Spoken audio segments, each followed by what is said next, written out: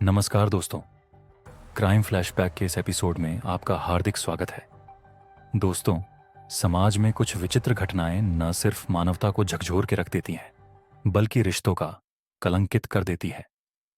अवैध संबंध की विकृत मानसिकता से न सिर्फ रिश्ते शर्मसार करते हैं, बल्कि इसके चलते अपनों की ही हत्याएं अपने ही कर रहे हैं। आज की जो सच्ची घटना है, यह रिश्ता है ससुर व बहू का, जो पिता पुत्री के समान पवित्र रिश्ता है, मगर विकृत मानसिकता ने शर्मनाक हालात पैदा कर दिए हैं। आज ससुर व बहू के अवैध संबंध में पिता अपने ही बेटे को मारने से नहीं हिचकता, तो महिला भी अपने पति की हत्या करने जैसा कदम उठा रही है। कुछ ऐसी ही कहानी राजस्थान के अलवर जिले में स्थित बहरोड कस्बे के प्रीतम नगर में बलवंत यादव की पत्नी की कोरोना के चलते वर्ष 2020 में निधन हो गया। परिवार में उसके 2 बेटे, बहू व पोते पोतियों से भरा पूरा परिवार है।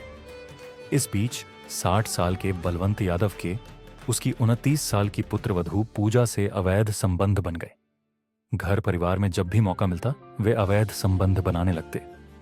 इसके तहत 5 मार्च 2022 की शाम पूजा उसके पति विक्रम व बच्चों के साथ बेडरूम में सो गए। उसके बाद आधी रात बाद पूजा बेडरूम से उठकर ससुर बलवंत के पास पहुंच गई, जहां ससुर के साथ रंगरेलियां मनाने लगी। इसी बीच विक्रम यादव की नींद खुल गई और पत्नी पूजा को पास में न देखकर घबरा गया। उसने देखा कि ससुर के साथ आपत्तिजनक हालत में है।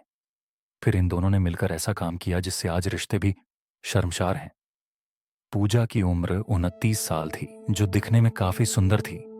जो भी देख ले दीवाना हो जाए। आंखें भूरी कलर की, चाल बिल्कुल हिरनी के जैसी, फूलों जैसा बदन सबको आकर्षित कर लेता था। पति विक्रम यादव परिवार के भरण पोषण के लिए सूरत में कपड़े की एक फैक्ट्री मिल में काम किया करता था। वह शादी के 2 साल बाद वहीं रहता था। साल में कभी कभार एक बार घर आ जाया करता था। विक्रम अपनी पत्नी को बहुत प्यार करता था, उसकी सभी जरूरतों का भी ख्याल रखता था। लेकिन पूजा के पास सब कुछ होते हुए भी सिर्फ एक मर्द की कमी महसूस होती थी। जाड़े के महीने में वह तकिया का सहारा भी काम नहीं आता। पूजा को मोबाइल पर अश्लील वीडियो देखने का शौक भी लग गया था। एक दिन रात में खाना खाने के बाद बेड पर सोकर पोर्न देखती तो उसकी इच्छाएं तीव्र हो जाती, सांसें गर्म हो जाती, कपड़े तितर बितर होकर बिखरने लगते। एक दिन जब वह नहाकर बाहर निकल रही थी कि ससुर की निगाह उसके जिस्म पर पड़ी, तो पूजा ने अपना सर झुकाकर चली गई। वह सोच रही थी कि यह बूढ़ा आदमी कुछ नहीं कर पाएगा, इसलिए इसके साथ कोई मजा नहीं आएगा।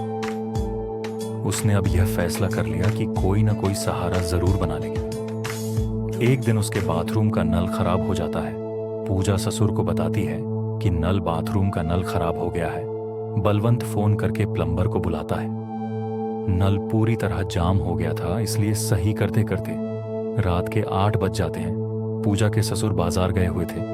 प्लम्बर ने पैसे मांगे तो पूजा ने कहा, आप पानी पी लीजिए, फिर पैसे देती हूँ। वह घर के अंदर बुलाती है, देखती है कि उसका शर्ट भीगा हुआ है। वह मिस्त्री से कहती है, आप शर्ट निकालकर दूसरी पहन लीजिए। वह अलमारी से दूसरा शर्ट लाती है। चूंकि पूजा लाल रंग की नाइटी पहनी हुई होती है, उसका बदन उरुज पर था। जब वह नौजवान की सुडौल शरीर देखती है तो आपा खो देती है और मिस्त्री से लिपट जाती है। दोनों 1 घंटा कमरे में रंगरेलियां मनाते हैं। पूजा पूरी तरह से शांत हो चुकी थी, जैसे वर्षों के बाद तपती जमीन पर बारिश हो गई हो। फिर वह पैसे लेकर चला जाता है। पूजा की गलती हुई कि उसने उसका मोबाइल नंबर नहीं लिया। फिर से पूजा का पहले जैसा हाल हो जाता है। पूजा सोचती है कि अब क्या किया जाए। फिर उसके दिमाग में एक आइडिया आता है और वह बाथरूम का नल फिर से बिगाड़ देती है और जाकर ससुर से कहती है कि नल फिर से बिगड़ गया है। लगता है मिस्त्री ने सही से नहीं बनाया था। इतना सुनते ही बलवंत मिस्त्री के पास फोन करता है और कहता है, फिर से बिगड़ गया है, उसको जल्दी से आकर सही कर दो।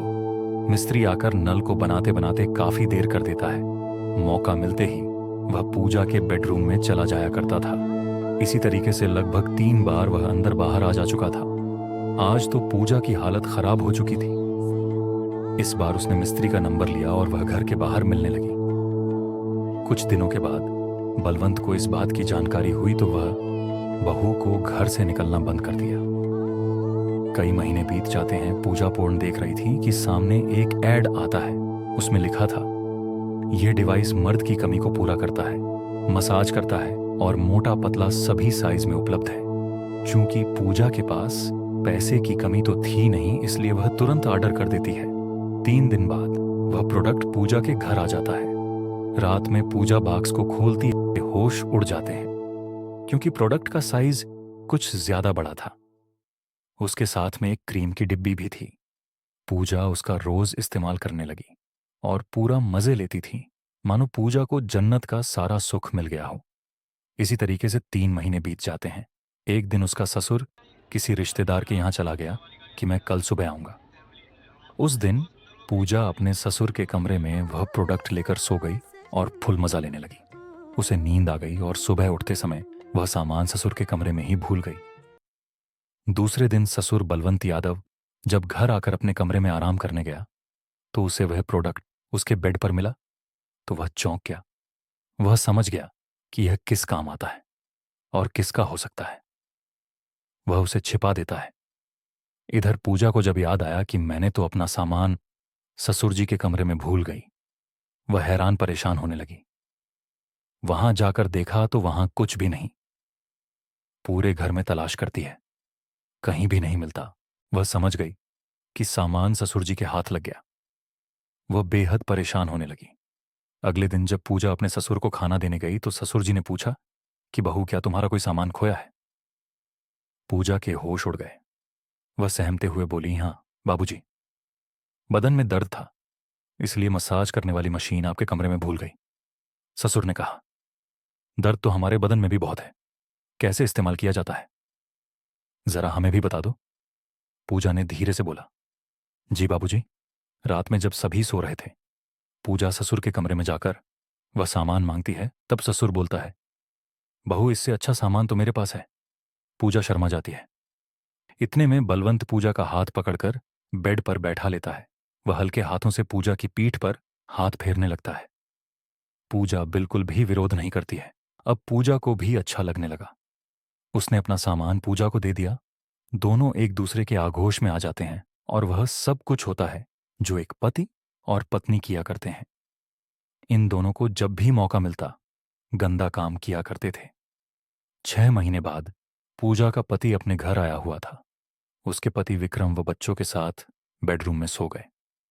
उसके बाद आधी रात को पूजा बेडरूम से उठकर ससुर बलवंत के पास पहुंच गई, जहां ससुर के साथ रंगरेलियां मनाने लगी। इसी बीच विक्रम यादव की नींद खुल गई और पत्नी पूजा को पास में न देखकर घबरा गया। फिर घर में इधर उधर तलाशते हुए बाहर निकला। ससुर इतनी जोर से संबंध बना रहा था कि बहुओं की सिसकारियां पूरे घर में गूंज रही थीं। विक्रम को शक हुआ। जहां वह आगे गया तो पिता व अपनी पत्नी को आपत्तिजनक हालत में देख लिया। उसके पैरों के नीचे से जमीन खिसक गई। वह पूजा को मारने पीटने लगा। वह अपने पिता से झड़प करने लगता है। इसी बीच पूजा मौका पाते ही पति के गले में साड़ी डालकर कसने लगती है। अब ससुर भी बहू का साथ देता है। दोनों मिलकर विक्रम को कुछ देर में मौत के घाट उतार देते हैं। बाद में हत्या को आत्महत्या का रूप देने के लिए उन्होंने गले में फंदा बनाकर पंखे से लटका दिया। फिर ससुर बलवंत यादव सुबह 6 बजे वॉक करने चले गए, जबकि पूजा अपने रूटीन के काम से रसोई में जुट गई। उसके बाद पूजा ने साजिश के तहत अपने बेडरूम में पहुंची, जहां मृत पड़े पति के शव को बेड से नीचे गिराकर चीखने व चिल्लाने लगी।